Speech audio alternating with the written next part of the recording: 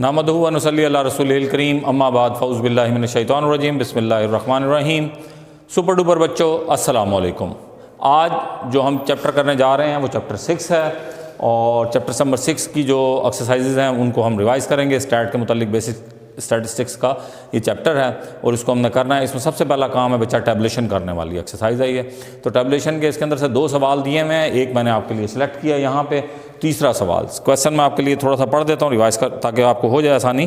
तो it says कि जनाब, from the following data representing the salaries of 30 school teachers make a frequency distribution taking the class interval of ₹100। पहले वाला 100 जो है ये उसमें शामिल नहीं है। तो पहली वैल्यू 450 है और इसी तरीके से मुख्तलिफ वैल्यू लिखी हुई है 450, 500, 550, 580 और इस तरह डिफरेंट वैल्यूज़ इन्होंने दी हुई हैं। इनको आपने टेबलर फॉर्म में जो है वो लिख के जाना है और साथ आपको फिर नीचे उसने एक हिंट भी दे दिया है कि जी आपने जो मेक क्लासेस 450 से लेके 549 तक, 550 से लेके 649 तक, ये पहले इसमें हिंट गिवन है, अदरवाइज़ जो है वो आपको ज़रूरत नहीं थी इसकी।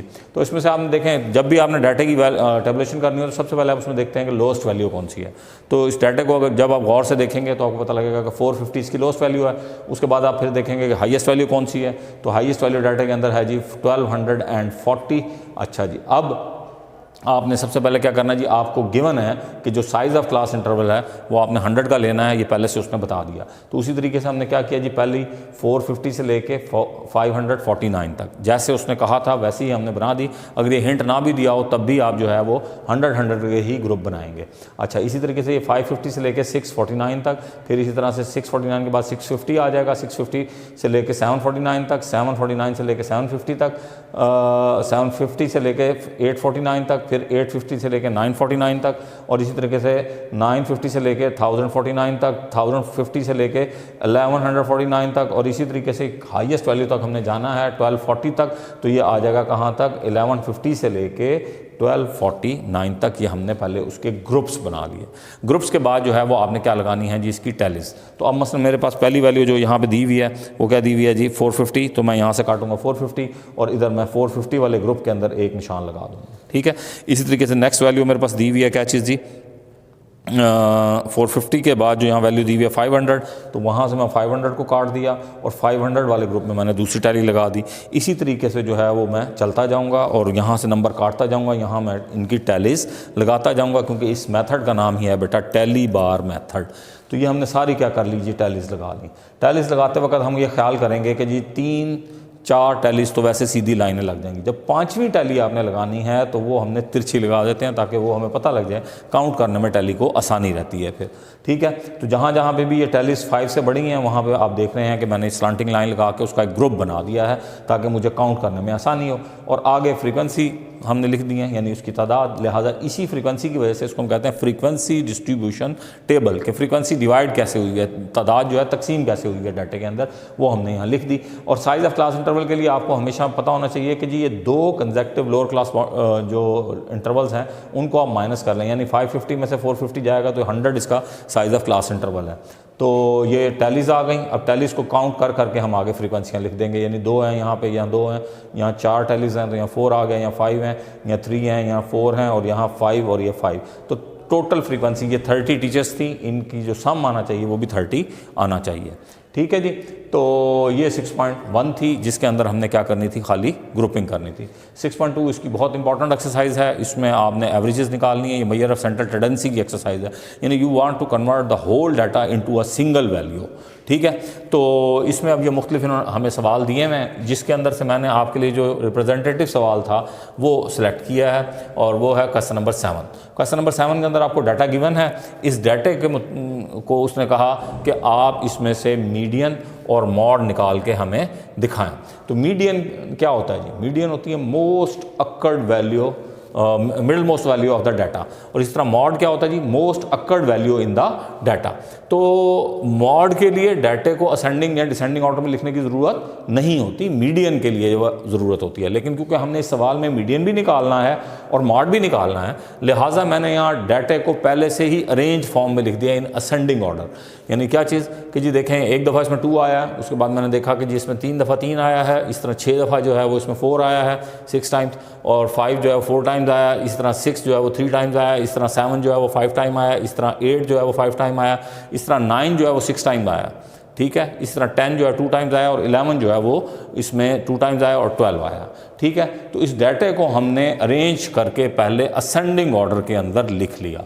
जब हमने इसको असेंडिंग ऑर्डर के अंदर लिख लिया डाटे को, तो फिर उसके बाद हमने क्या करना है जी कि देखा कि इसमें जो मोस्ट अक्कर्ड वैल्यू है वो कौन सी है। अब मोस्ट अक्कर्ड वैल्यू यहाँ पे देखें, ये 6 दफ़ा जो है वो 9 आ चुका है और 6 दफ़ा ही जो है 6 टाइम्स जो है वो 4 आया।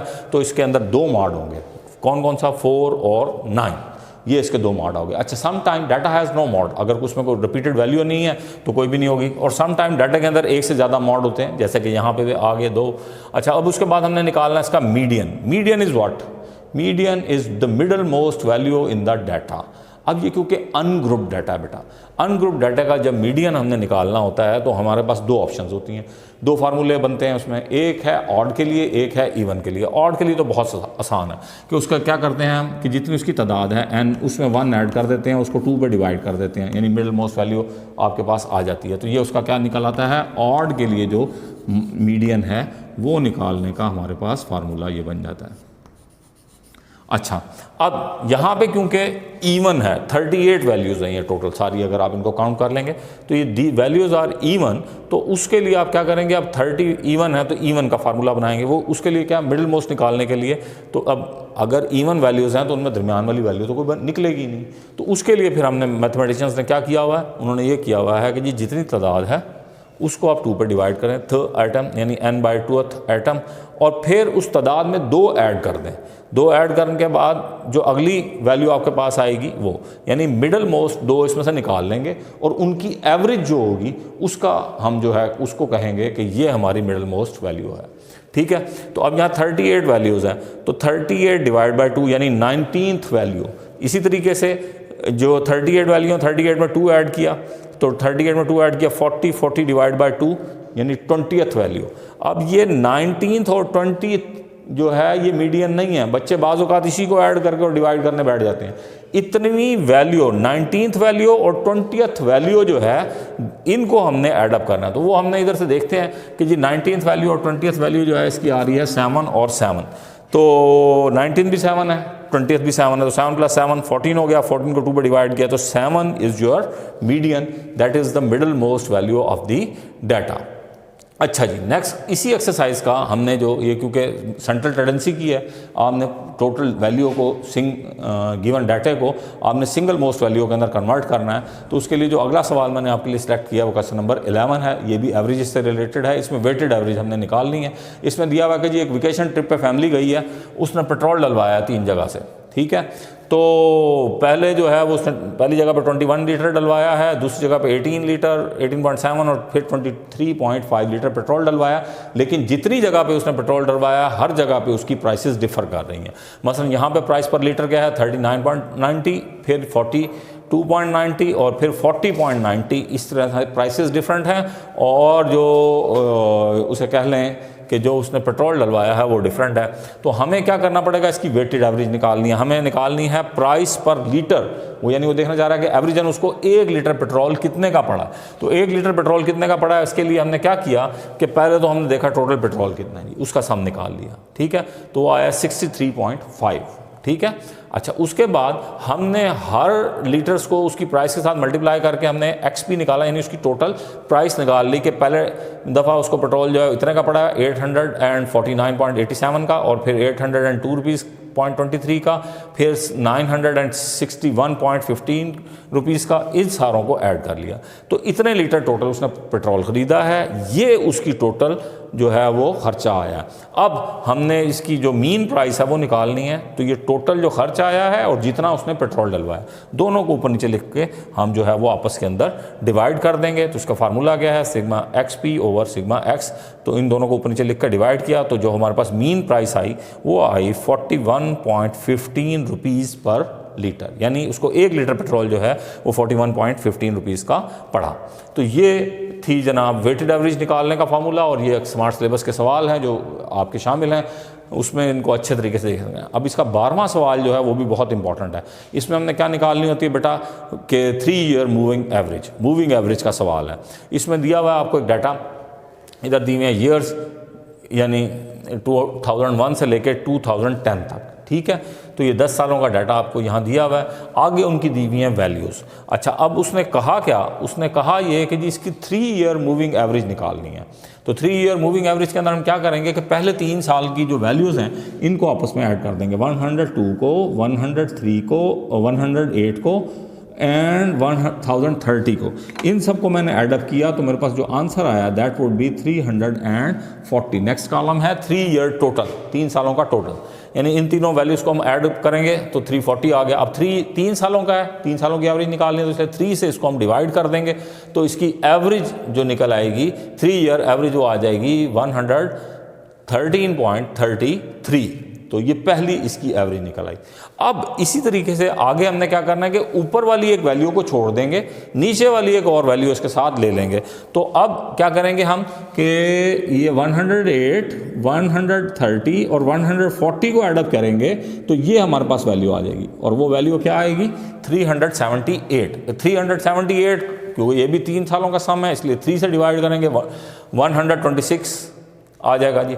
अच्छा, अब यही सिलसिला चलता जाएगा, एक ऊपर वाली छोड़ते जाएंगे, नीचे वाली इसके अंदर ऐड करते जाएंगे। तो अब अगर एक ऊपर वाली मैं छोड़ दूं, पीछे क्या बच गई जी, 130 से लेके 130, 140 और 158 को ऐडअप करेंगे तो ये मेरे पास आ गया जी, क्या चीज़ जी, 428 को मैंने फिर 3 से डिवाइड किया तो वो आया 142.67। अच्छा, इसी तरीके से अब मैं क्या करूँगा, दोबारा 130 को छोड़ दूंगा, नीचे वाली एक और वैल्यू इसमें ऐड कर लूँगा। तो अब मैंने क्या किया जी, यहाँ से 140, 158 और 180 को ऐडअप किया तो ये सारा मिलकर आया 478 को 3 पर डिवाइड किया 149। इसी तरीके से प्रोसीजर चलता जाएगा। आगे जो है वो हम 140 को छोड़ देंगे, 158 और इसको आपस में ऐडअप कर लेंगे, 158, 180 और 196। तो जो हमारे पास जवाब आएगा वो आएगा 534। इसको 3 पर डिवाइड कर देंगे। इसी तरीके से ये छोड़ते जाएंगे, गोज़ ऑन इंक्रीजिंग, आगे चलता जाएगा। आखिर में जाके ये 3 वैल्यू जब हम ऐडअप करेंगे तो आंसर वुड बी 660, ठीक है। तो 660 को 3 पर डिवाइड करेंगे तो 220 आपका आंसर आया। तो ये 3 ईयर मूविंग एवरेज है। तो ये आज जो चैप्टर नंबर 6 था इसका पहला लेक्चर था जो हमने रिवीजन की। इसमें आपने 6.1 और 6.2 को रिवाइज़ किया। इसके रिमेनिंग सवाल भी इंपॉर्टेंट है जो स्मार्ट सिलेबस के अंदर दिए हुए हैं। आपके पास जो है वो ऑलरेडी हमने एक पेपर आपको प्रोवाइड किए हुए हैं, उन पेपर्स के अंदर से भी आपने देखना है। इसके अलावा अगर किसी सवाल में किसी किस्म की कोई कन्फ्यूजन है तो आप मुझे इनबॉक्स में व्हाट्सएप कर सकते हैं। और मेहनत से ध्यान से तैयारी करनी है। अल्लाह आपका हामी व नासिर हो।